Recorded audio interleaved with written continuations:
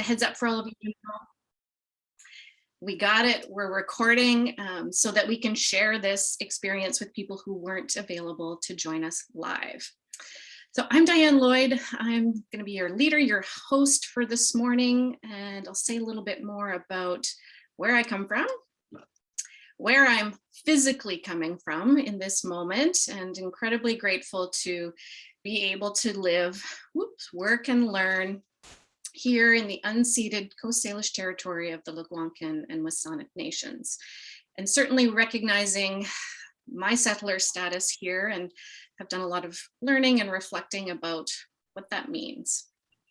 So I just invite you to put your feet on the ground wherever you're physically arriving from, and just a little nod, gratitude to the Indigenous wisdom that is in the space to support us today. I wanted to also start the masterclass a little bit differently with a check-in, giving you a little space to check in with yourself. We've all arrived here into this virtual space. We've had a morning before, and there's time to come afterwards, and we have 60 precious minutes together. So when you arrive, I want you to just check in. How are you feeling as you arrive in this virtual space? This is something I've been practicing, is to really name my emotional state in any given moment, and just really being aware of how I'm feeling, because my feelings definitely inform my thinking, my behavior. So how am I feeling as I arrive here? And so of course I've had a little heads up to think about this because I was putting the questions together, and I feel in this moment right now deep gratitude. So much gratitude for too many things to list, and most of all gratitude that I have the ability to convene a space like this. I'm just so grateful to be able to bring us all together. And the other emotion that's present for me, I was trying to figure out how to name it, is kind of this feeling of cautious. Like I feel a little, I don't feel stuck, but I feel this cautious energy. And I'm aware of how that's holding me back a little bit. So this kind of cautious, and I know that's because of all the ongoing uncertainty, there's this cautious kind of feeling that I'm having right now. So just two emotions of, many, but those are the two that are really present for me. So check in with yourself. Just give you a second to check in. Don't overthink it. What comes up? How are you feeling? And what I'd love to invite you to do is just share a couple of words in the chat. We really, we want to model vulnerability. We want to model connection here. And I invite you to just share what emotions are present for you in this moment now. I'm going to get my chat box open so that I can see what's going on for everybody. So come on in with, get a nice string of what's going on. How are we arriving?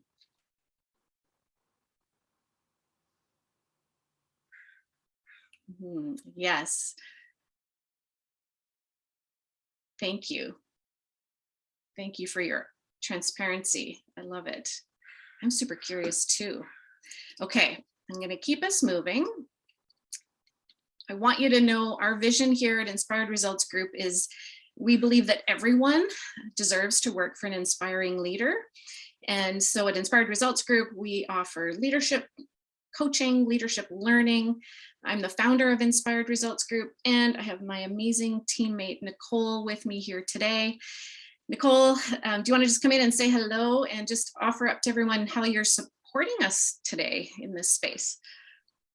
Yeah, thanks, Diane. Hi, everyone. I'm Nicole, and I'm going to be here today kind of in an operational place. So I'll be kind of checking in. If anyone has any technical difficulties, you can send me a message and I'll kind of monitor the chat to see if any questions come up. I'll keep an eye out there.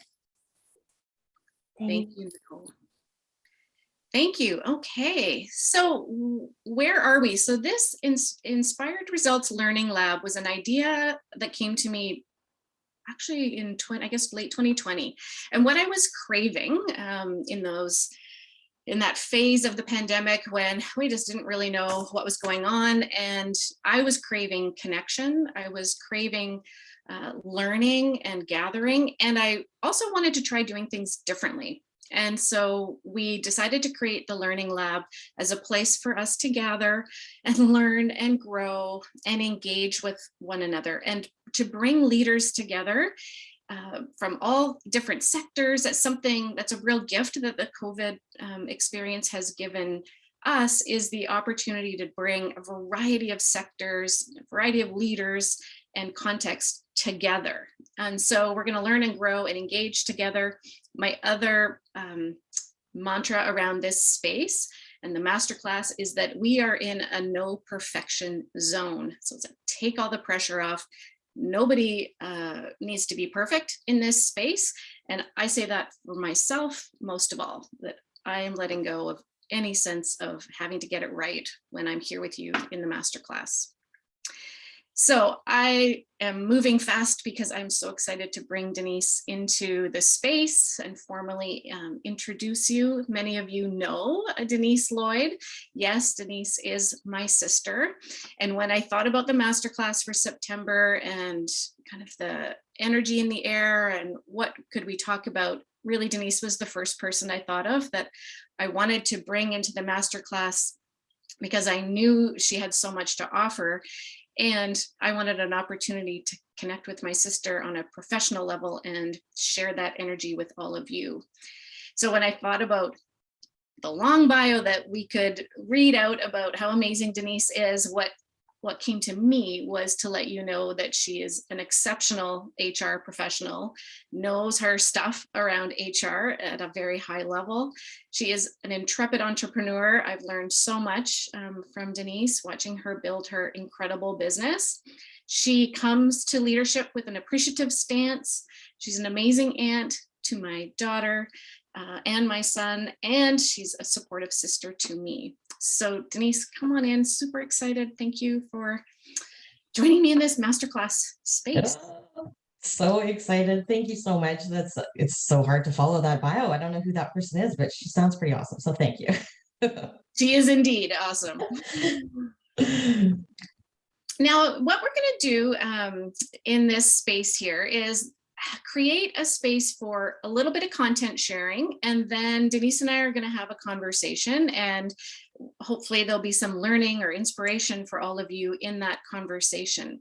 So I'm going to hand the baton to Denise to share the content that she and I were exploring. And Denise, I'm here with my fingers on the clicker. You just roll along with your amazing message. Awesome. Thank you so much.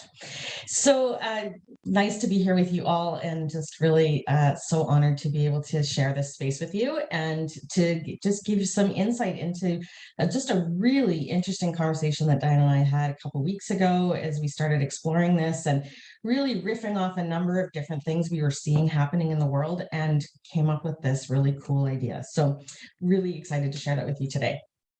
So one of the things that really started us off in our conversations was this whole concept of what I'm sure many of you have seen out in the news in the last few months, has been this idea of the Great Resignation, and that we are definitely out in the world talking about the fact that people are rethinking, they're considering, and they're, according to the news, leaving their jobs in great numbers. And as a result, we have what's called the Great Resignation.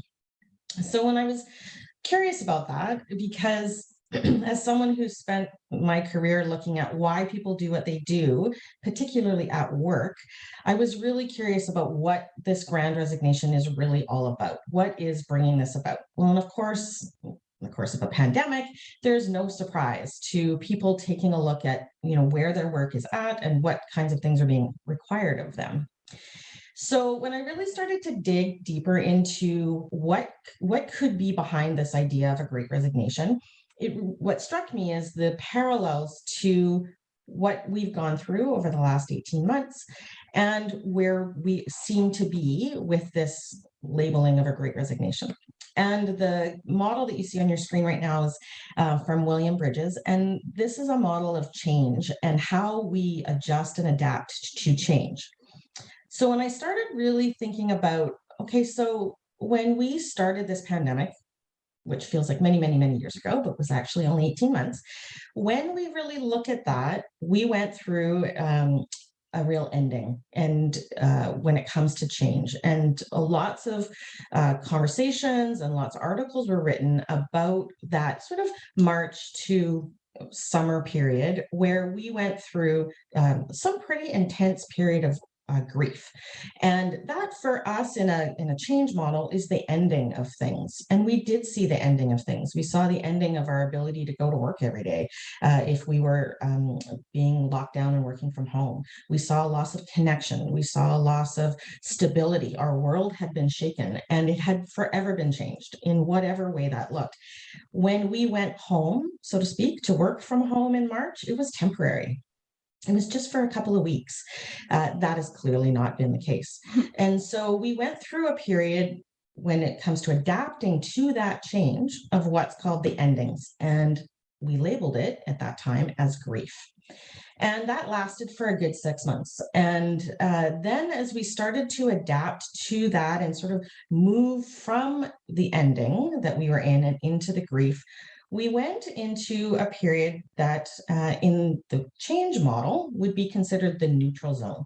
And in the neutral zone, it's very chaotic and it sort of shifts our thinking and we start to forget everything we knew before and we start not knowing what's ahead. And in some cases, we were still in lockdown and still struggling with what does this mean for me? What does this look like?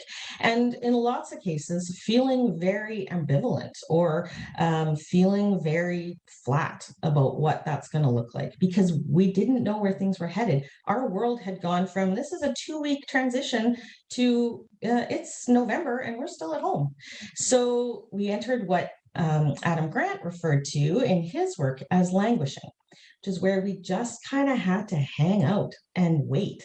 And so we binged a lot of Netflix and we, started some new habits that started to feel actually pretty good. We spent the pandemic making bread and going for walks and spending time with our family.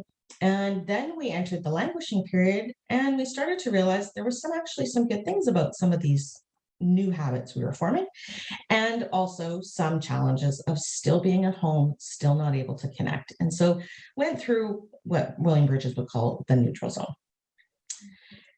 There's lots of great things that came out of that, and some of them we're starting to take with us into what's now being called the new beginning. And within that new beginning, there's a lot of space for us to redesign and what we're calling reinvent what our world looks like. And it's so interesting. I read a really great article in the Globe and Mail just this morning that was all about the fact that people are saying, I don't want to go back to being super busy. I don't want to go back to being chock-a-block full where my family needs a shared Google Calendar to keep track of where everybody's at. And instead, I just want to focus on what's most important to me. And so as we've gone through this transition and we've adapted to this change, we really are starting to get a sense of things could be different. We don't have to go back. And we're seeing this show up in a Great Resignation, where people are saying, I don't want to go back to what I had before. I want something different. Now we're in a phase of reinvention. And we have this opportunity. And from a workplace point of view, we have a huge opportunity when it comes to the workplace to totally redesign what work looks like. And people are asking for it. They want us to look different as a workplace, as an employer, as a leader. And they're asking for it and they're showing us they want it by leaving what's not working. So we have a huge opportunity in front of us to do things differently. And that's when we got super excited about having this conversation, because we realized there's so much opportunity for ourselves as just as individuals, as people, as leaders inside our organizations and in our workplaces and what they look like. And that reinvention can look like varying different things depending on each of those areas. But there's lots of room and space for us to bring ourselves in whatever way we decide to do that into that reinvention. So moves us out of a languishing of I'm going to be flat and binge watch Netflix all the time to actually taking action, which can start to feel really good after 18 months of lockdown and not being able to take action.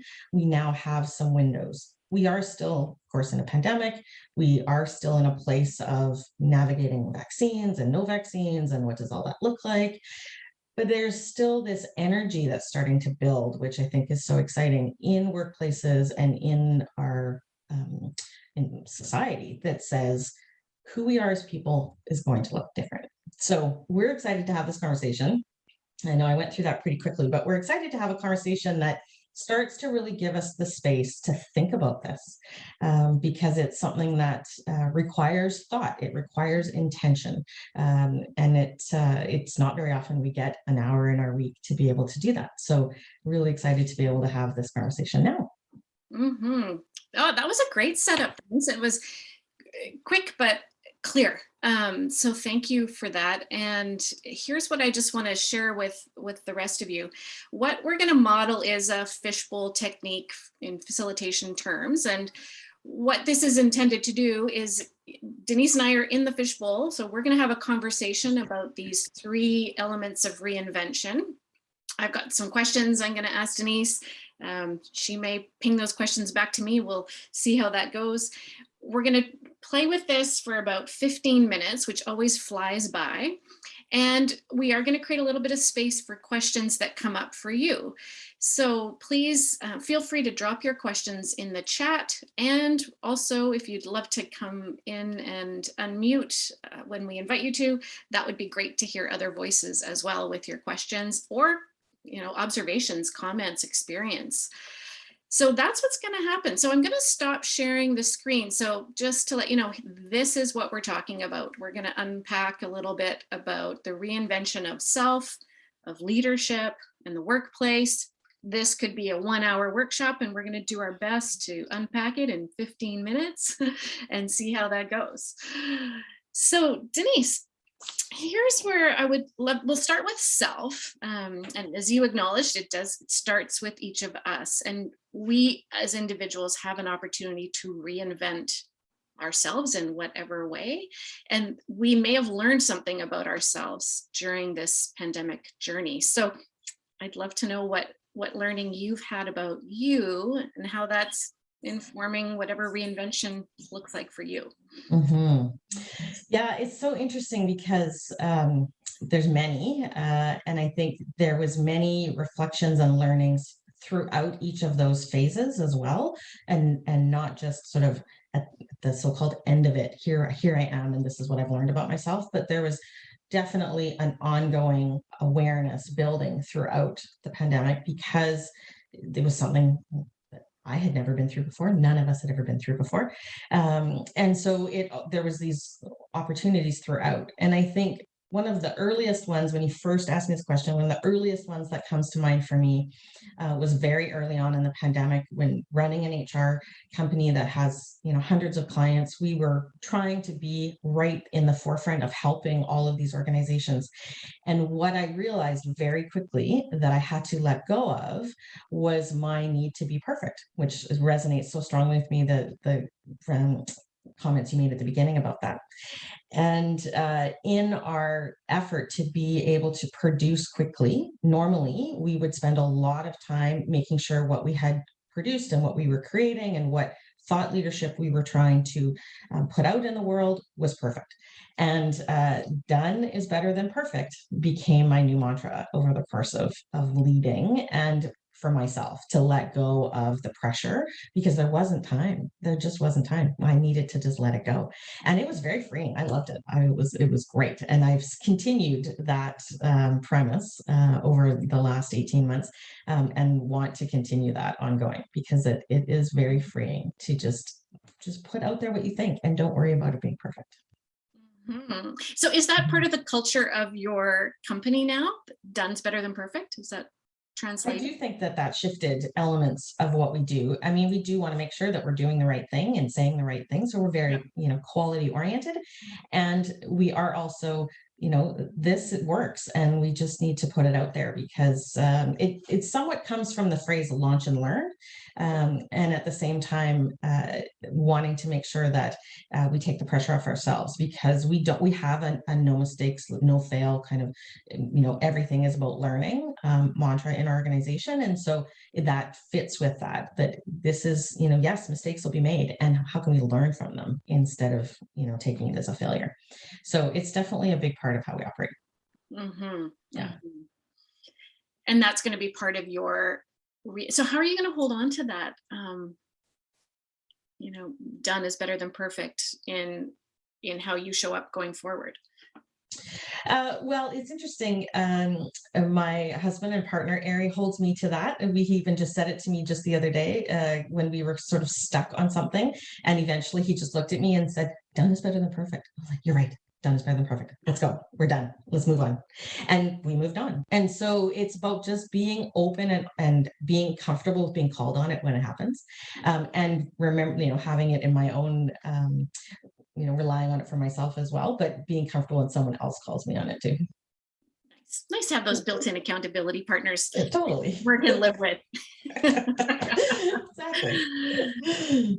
So you have such a unique view in your HR perspective, and you have so many clients. So you get to see a lot of organizations navigating, struggling, reinventing, whatever that looks like. And I imagine you see leaders needing to do things differently and also struggling in that transition. So, yeah, I would just love your view, what you're observing about what's needed from leaders right now. Yeah, it's a challenging time. There is no doubt. It is a time of vulnerability, I think, for leaders, and a time for leaders to get comfortable with being uncomfortable. Because we're starting into an era where we need to have really different kinds of conversations with our teams and our employees and our staff about how things are really going. And so being comfortable with having a conversation about mental health, about work-life balance, about the kinds of things that managers for a long time have been afraid to open that can of worms. I'm not going to ask, I'm not going to inquire, because I don't know what to do with it. And it's not all around me. It's not something I can relate to necessarily. So I'm just going to let it go and let people deal with it on their own. And now in a true place, we are all going through this together. We are not ahead of the curve. We're not ahead of the game. We don't know what's coming. We don't know how it's going to play out. And so there's such a place of opportunity for managers and leaders to just be real with the people that they're in relationship with at work, to really support from a place of commonality, a place of vulnerability, and acknowledging we just don't know, and we're all in this to try and figure it out together, and we're all in this to do the best we can. Done is better than perfect, and to really give the best that we can to the people that are around us without trying to have all the answers, without shying away from the uncomfortable conversations, and just really embracing being together in this as we try and figure it out. When we were talking the other day, you pointed out that in most change transformation processes that an organization goes through, the leaders are oriented to it, they get their heads around it, and then they lead people through it with that head start that you mentioned. And in this experience, nobody's had a head start. It's like, oh, so that's so uncomfortable to not feel like I know what to say, I know what to do, I know how to model this. It's like, well, we're just going to level the playing field and we're going to go together. Yeah, super uncomfortable. For that old leadership context of, I need to know, I need to get it right, I need to be perfect, and I need to have my act together. Yeah, that's not possible.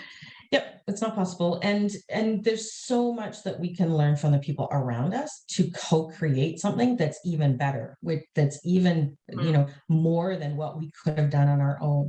So as we head into this reinvention phase, really taking advantage of that opportunity to co-create and to be in it together, so that everybody starts to iterate into what things could look like. Because if we really want to be in a place of reinvention, it really needs to look really different from where we are now. And one mind on it is not enough.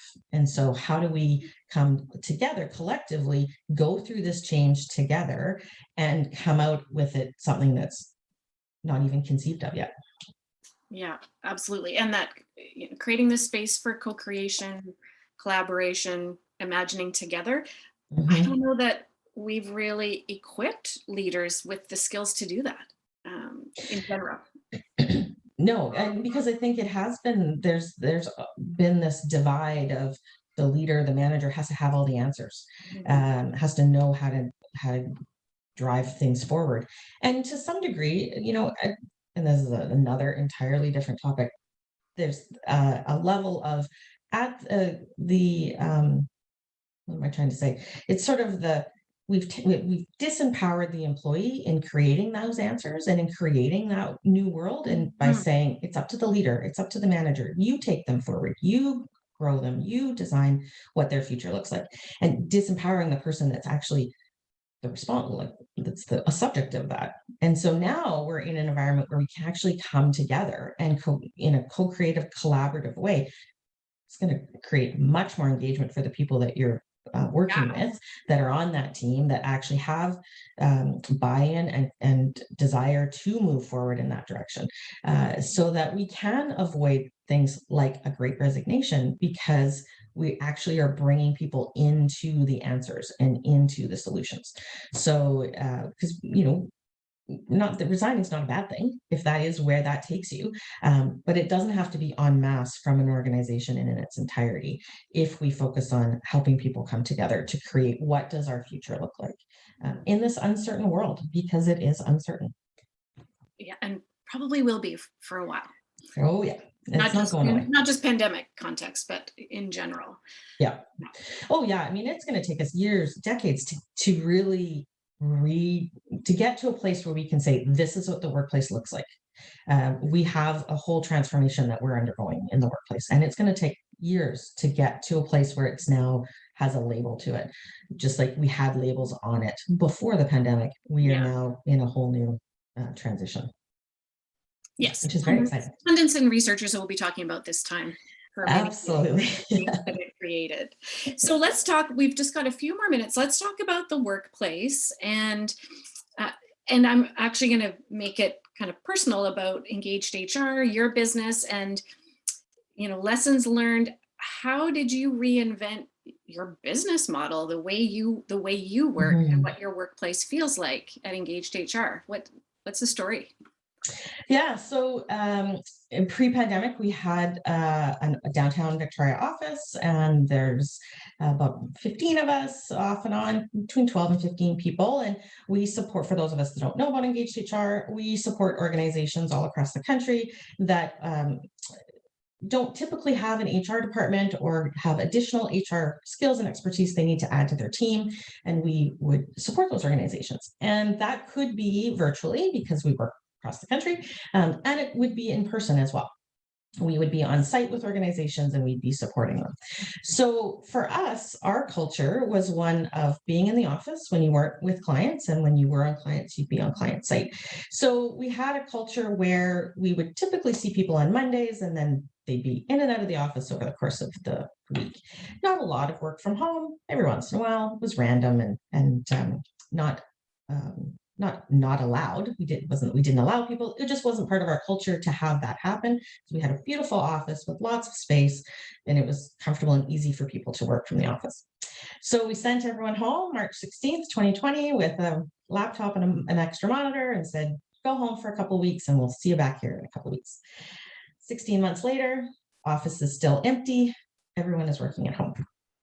And what we found was we, as an organization, were quickly able to leverage the technology that we had in place, and we were able to come together. And so here you have a dozen HR professionals serving hundreds of clients, meeting twice a couple months of the pandemic to make sure we were on point, we knew what we were doing, and that we had all the same information. And what it built for us was an insane amount of connection. more connection than we'd ever had, because we were all together a couple of times a day talking about the same things that we all cared about. And that had never happened in our history. And so over time, we realized this is better. This is more connected. This is more collaborative. This is more communication than we've ever had in our organization before. And it allowed us to really start to hone in on what really makes a difference in how we work together. Is it the hour-long commute for you to get to the office? Is it going to be an hour-long commute for you to get to the office, to sit in an office 6 feet apart from each other and not actually be able to connect because of how COVID is playing out? That is not our environment. That's not what we want. And so as we started to rethink, where do we want to move forward, we decided to let go of our office and to have people work in a more hybrid model. It's really a remote work environment where we have opportunity for people to come into an office that we created in our home. And it really has shifted, and we've been able to maintain that amount of connection, which has been really leveraging technology, but also leveraging the desire to spend time together in nice, quick chunks, and to make sure we have in-person time at least once a quarter, if not once a month. And so as we head into the fall and we look at what does being together look like as we navigate all of the pandemic rules, there will be more opportunity for in-person time, but it's already happening in small chunks. I've got a couple of staff outside of my office right now, and it's happening in bigger picture and quarterly meetings and team barbecues and bigger picture things. But we are definitely more connected and more collaborative now than ever before, and it's because we shifted what connection looks like, and it doesn't just have to be in person. So it was a crazy time over that whole thing, but I think this definitely does feel like a better than before kind of environment for us. And that came from a lot of conversation with staff too. It wasn't something that we created on our own. It was definitely from a lot of conversation. Mm-hmm. Well, and a lot of listening. And I know me listening to you over the pandemic, it's like you were listening to what people needed and wanted, and then you created that. Mm-hmm. Is my added observation to that. Right. Yeah. Well, and I love, because Margaret's popped in this reference to an article in the Edmonton Journal, and I love how you spoke to that, whether you knew it or not, in the fact that using tech. So I just want to tease out some key things I think you said there. You leverage technology to create connection, small chunks, multiple times a day, like short bursts of time. Is that what you mean? Yeah, like half an hour, everybody's together, riff, do the thing, and then off you go. But you come together twice as a team during the day. And then, yeah. We're now once a day. Yeah. So intentionality and then leadership and co-creation. So yes, I think we'll see lots of articles about collaboration is struggling or connection is struggling. And my wondering is if that's because leaders are stuck in an old paradigm about what that looks like, and resisting a new way of doing things, a new way of showing up, a new way of co-creating, empowering people, all that stuff. Like, I just think it's challenging us to think differently. And I'm just not going to buy into any of this stuff that the culture is going to suffer, collaboration is going to suffer.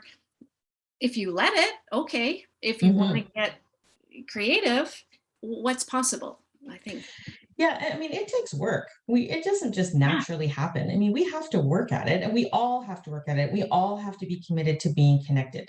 And so it's part of connectedness is our first value on our list of values. It's we are connected as a group, as ourselves. We're connected to our communities, and we're connected to our clients.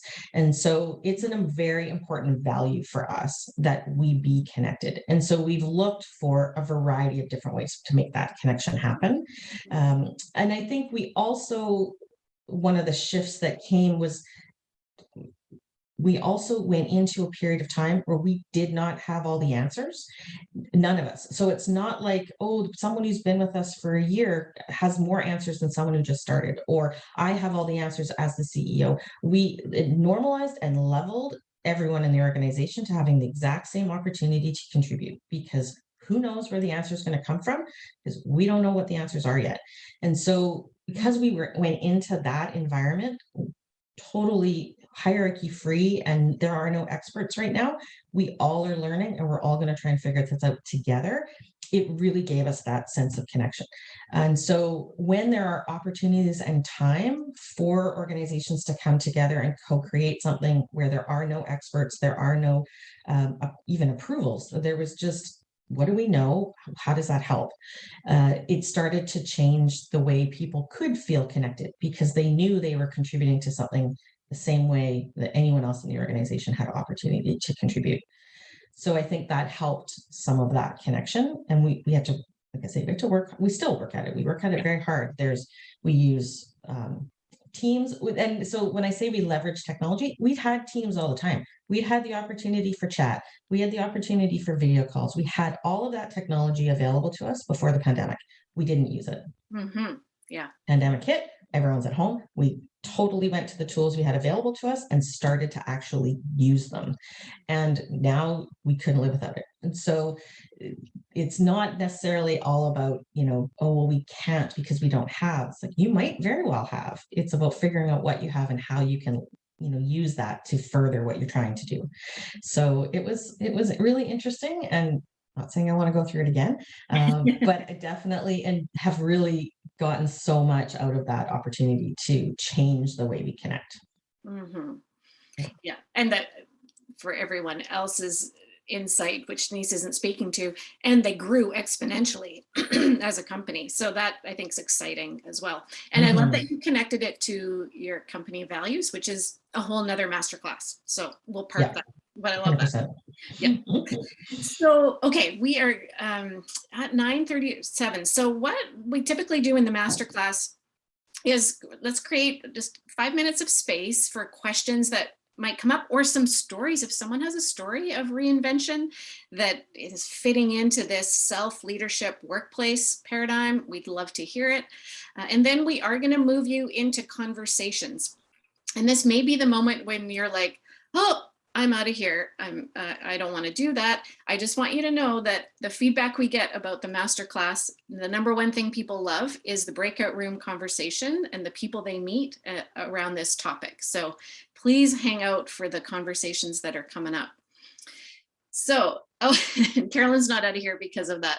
Nice to see you, Carolyn. So questions. Stories. If you would like to use your voice, because we would love to see your face and hear your voice, just put your hand up with the reactions button and we'll invite you in. And or if you'd like to drop a question into the chat, we can work with that as well.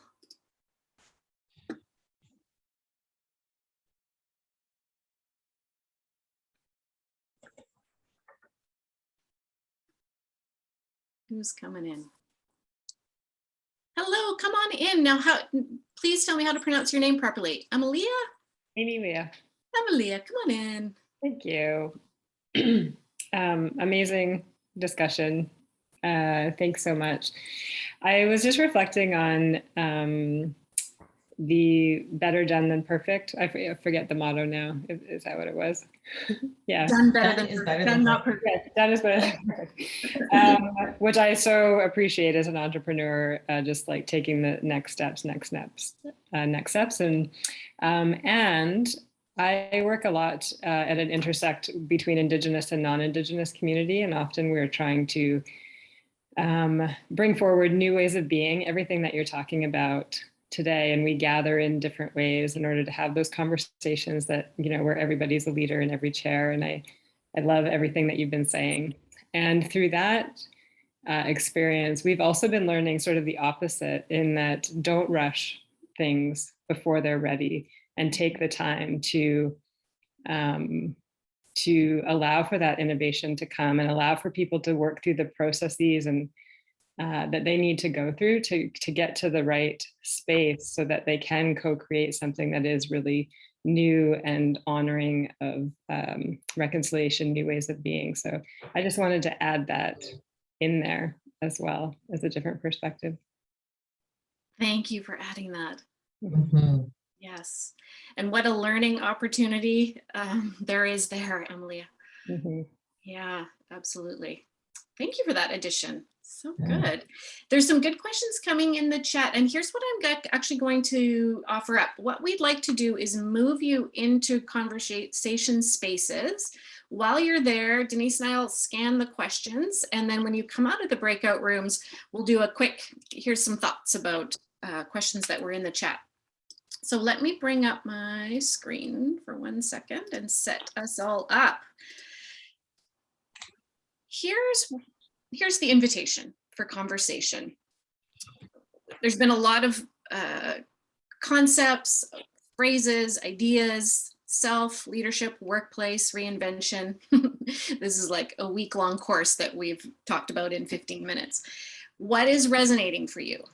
What's speaking to you about this idea of reinvention for you? Is it about you as an individual? Is it about the way you think about your leadership? Is it about the way you imagine your workplace? What's resonating? So just share that with your group.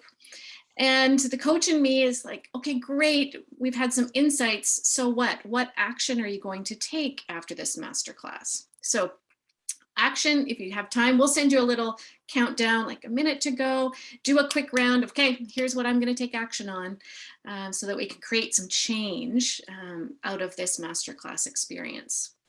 So Nicole has her hand on the controls. I'm going to let you set us up, Nicole, for breakouts. Awesome. Okay, we have all the rooms set up. I'll send you all in. Here you go.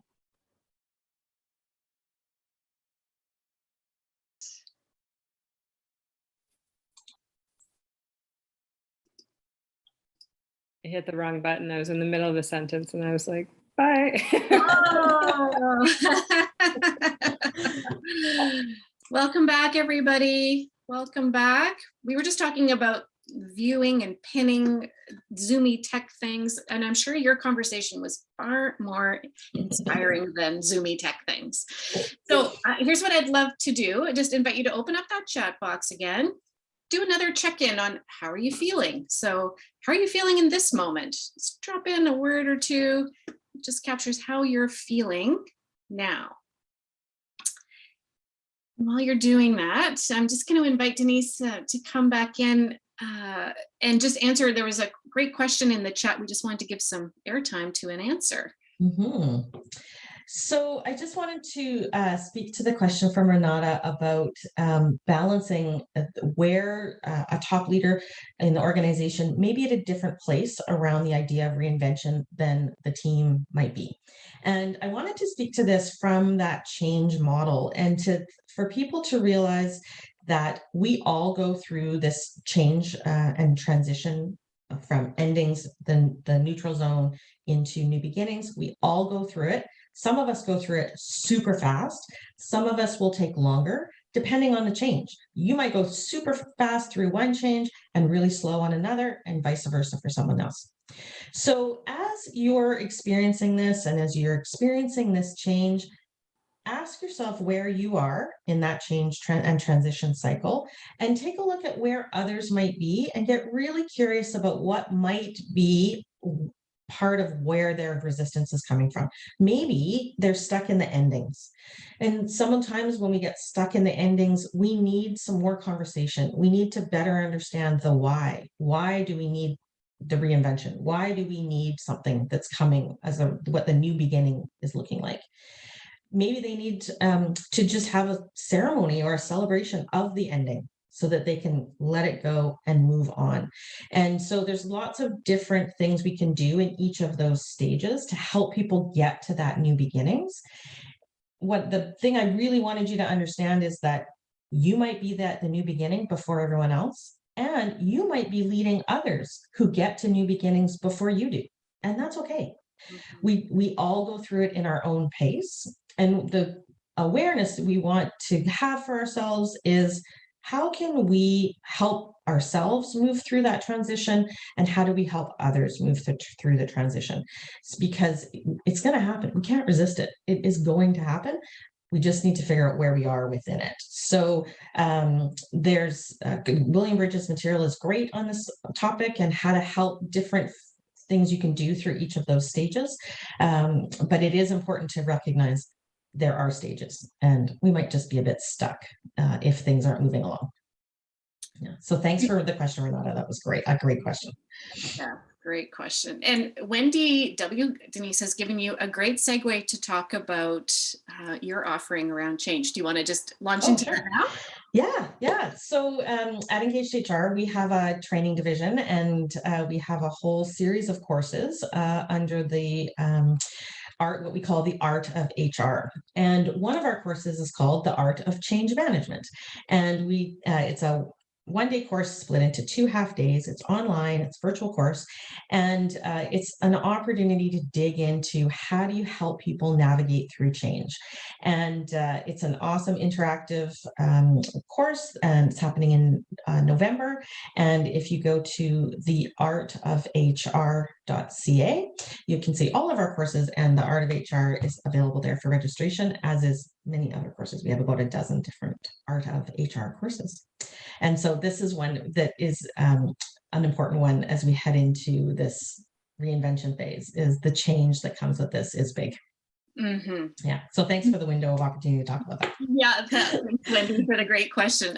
Good job, Ari. So Ari's dropped in the course information into the chat. We're also going to have a link to the Art of Change Management course in the follow-up email that you'll get.